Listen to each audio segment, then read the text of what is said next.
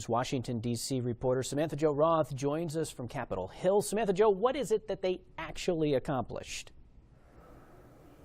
Well, hey, Scott, government shutdown averted for now. But now lawmakers are going to need to come together and figure out what they're going to do about this spending bill after the new year. They've really kicked that full list of, leftover work to the new year.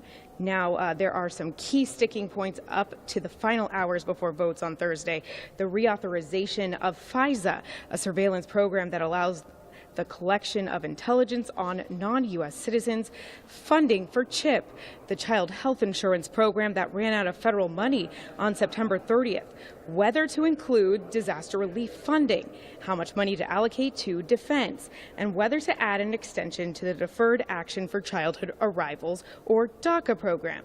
The House also approved a disaster relief spending bill that would give additional money for hurricane recovery in Texas, Florida, Puerto Rico, and the Virgin Islands. Money from that bill will also go to California, that has been devastated by wildfires in 2017. Now, between assurances from House Speaker Paul Ryan, pressure from President Trump to avoid a shutdown, and the impending holidays, most GOP lawmakers really agreed to set aside their misgivings. Now, what lawmakers haven't handled is almost more significant.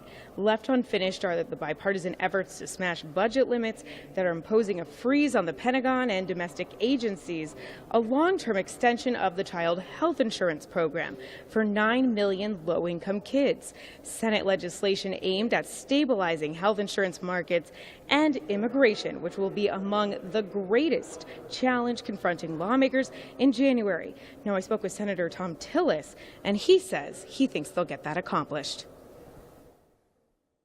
I'm optimistic that if we get past the spending bill, we can focus on actually shoring up the provisions around border security, some of the remaining questions that are open about the DACA population, how big it is, and the process for going through. I'm confident we can get it done in January. Well, it's an absolute ghost town here on Capitol Hill. Lawmakers really have left here. But, when they come back after the holidays, they're really going to need to come together to find a bipartisan consensus. Scott. Samantha-Jo, we see this time and time again. Why do these lawmakers keep passing short-term spending bills instead of just negotiating? Well, Scott, that's a great question. And I think there's a lot of frustration here on Capitol Hill, even among lawmakers, that they aren't negotiating with each other. I think a lot of the oxygen here in Washington was really sucked up by that tax bill, really leaving lawmakers with only one additional day to negotiate and get things going. And what we saw were Republicans who really had mixed priorities with one another. And I think it's going to be a whole lot more challenging for them when they have to come together with Democrats. And you know what? The next time go round, I don't think Democrats are going to be as willing to vote to avert a government shutdown. Scott?